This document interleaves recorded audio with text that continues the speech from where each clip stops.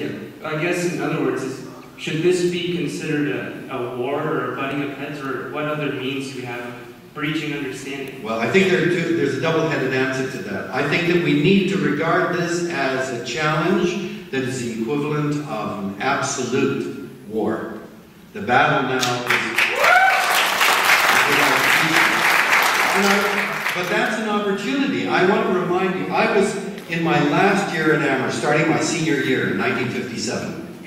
And on October 4th, 1957, we were electrified to hear the announcement that the Soviet Union had launched Sputnik. I mean, nobody knew that there was a space program in the works. And in the months that followed, the Navy and the Air Force and the Army, all of which had their own rocket systems, tried to launch a tiny satellite into space, and every one of them blew up on the launch pad. And Americans didn't roll over and say, well, shit, we can't afford to try to go to head-to-head with these guys. It'll ruin the economy. Nobody said those damn Democrats want to spend us into poverty. They said, we've got to do whatever it takes. And here I was, a Canadian, living in the United States, and it was a glorious time. You just had to say, gee, well, I like science, and you threw money at us.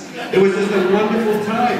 And when Kennedy then took up the challenge of beating them to the moon, nobody said those damn spendthrift Democrats are going to destroy us.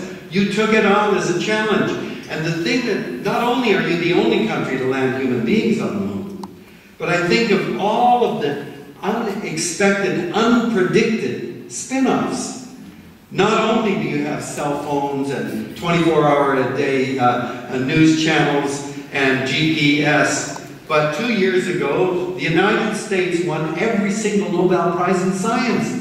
Because 50 years earlier, Americans said, we've got to beat those guys, took up the challenge and poured everything into it. Nobody could have predicted that. But when you take the challenge, opportunities come out. And so I keep saying, it's un-American to look at climate change and say, no, we can't do anything about it. That's not the American way.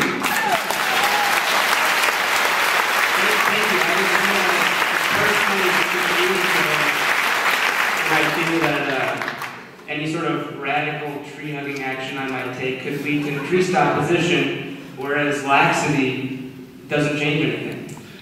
I think in the long run, I don't know if we have the time. I met with a group of 15 activists from Europe and the States and Canada for a 3-day retreat, and it was very, very intense. And the question was, why has the environmental movement failed?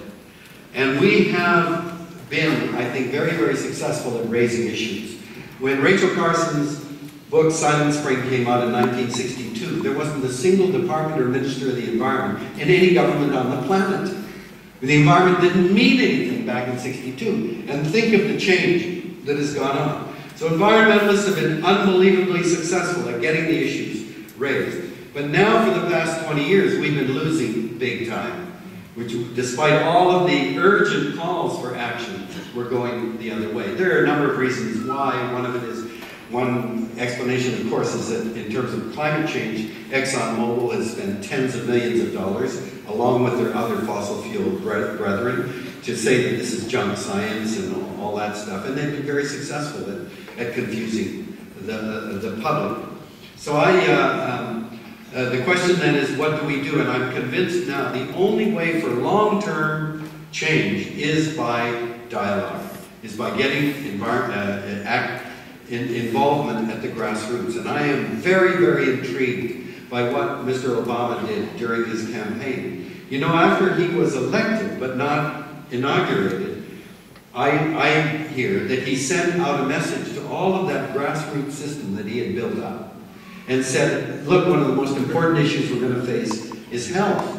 And I want you to begin a discussion with your groups for about the kind of health system that you want. 10,000 groups met as a result, and 5,000 of them actually submitted reports.